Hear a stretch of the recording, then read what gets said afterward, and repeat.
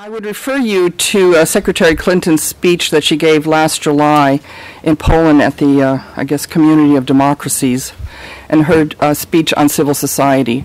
It really is quite important, and actually I hope we could translate it into Ukrainian.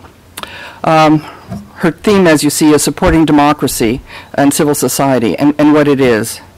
And she identifies that civil society is one of three key elements of a free nation that also includes representative government and a well-functioning market. She also defines it not necessarily like in Poland, where you had sort of the solidarity movement, but she defines it as a collection of activists, organizations, congregations, etc., who, through peaceful means, encourage governments to do better by their people. I think these are very relevant definitions and discussions for what's going on in Ukraine. And also, the idea that multiplied across an entire country through the work of hundreds or thousands of NGOs, it does produce real results. So we talked about what civil society is and this is what it is not. And this is a very important discussion, and we won't have it today, but given some of the discussions we've seen even last week during the time of the bilateral, I think it's a very important understanding that needs to take place here as well as, I think, in Ukraine.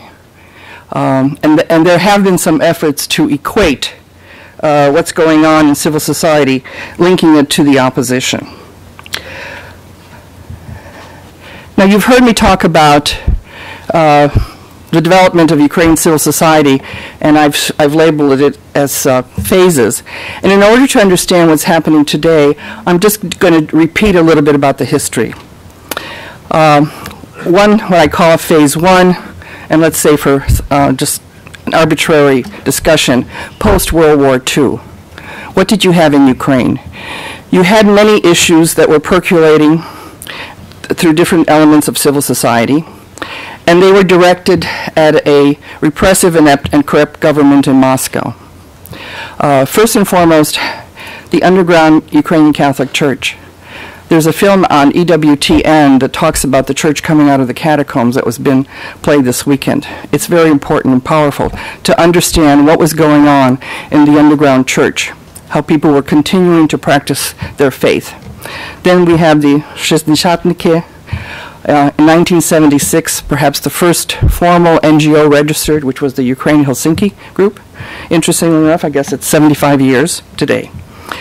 Then in 81, when all the Helsinki group were arrested and sent to Siberia and camps, then you had the emergence of the Initiative Group for the Defense of Believers in the Church. The student hunger strikes, Mothers of Chernobyl, Mothers of Soldiers, Ruch. And also the millennium. The film I saw last night reminded us that in 1988, thousands of Ukrainian Catholics went to Moscow and had a hunger strike to protest the banning of the Ukrainian Catholic Church. So that was then.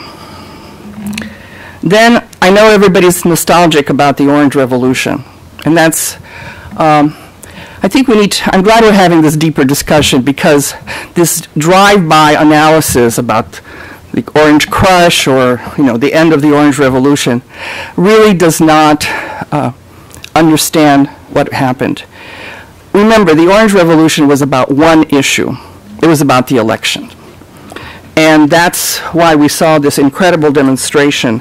Whether it's going to be repeated or not, no one knows. I certainly don't necessarily think so, but I've been wrong before.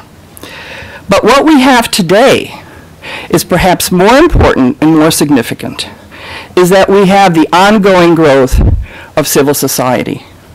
And there have been many new terms coming up, mini Maidan, Maidanchiki. And we almost have a repeat of what happened during phase one. You've got many issues in many groups throughout society, and I've listed some of them. And what's important, too, here is they are dispersed geographically throughout Ukraine. The protest by the students regarding Minister of Education Tabachnik's law, that has now been a success. Here we have just an illustration of where these protests took place, and what is significant is they took place throughout all of Ukraine. And also, what is significant about this is that it's no longer civil society making its voice heard during elections. They are now engaged in the process of working with their government. The defeat of the education law was done with representatives of all the political factions in the parliament. So again, this is not the opposition working. We've all heard about the tax protests. Again, an illustration of where these protests took place.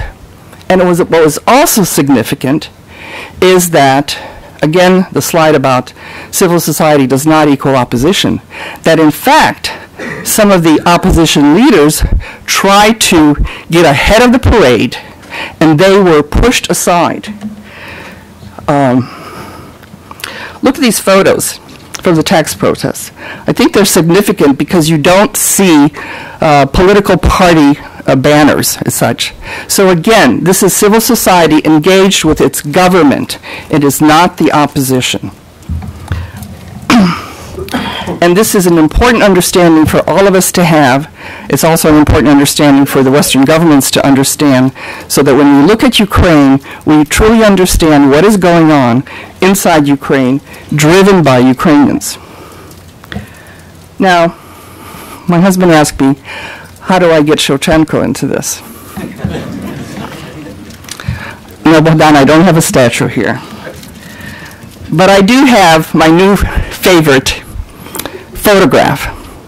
And actually, I don't want a statue of it. It's from Chernihiv, Ukraine.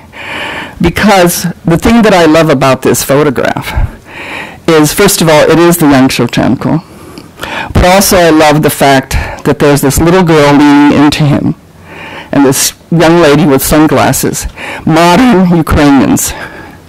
And as you know, I am on a campaign to continue exploring the values of Taras Shevchenko in contemporary Ukrainian discussions. And this is also the photo that we have used in our program that supports Ukrainian-European integration. Now, last time I talked about the Shevchenko monument and what you can find on the side, which is the quote. But let's talk about Western influence. This was the Western influence on Taras Shevchenko. Quite an array. Oh, I'm too close. And finally, since this is Black History Month,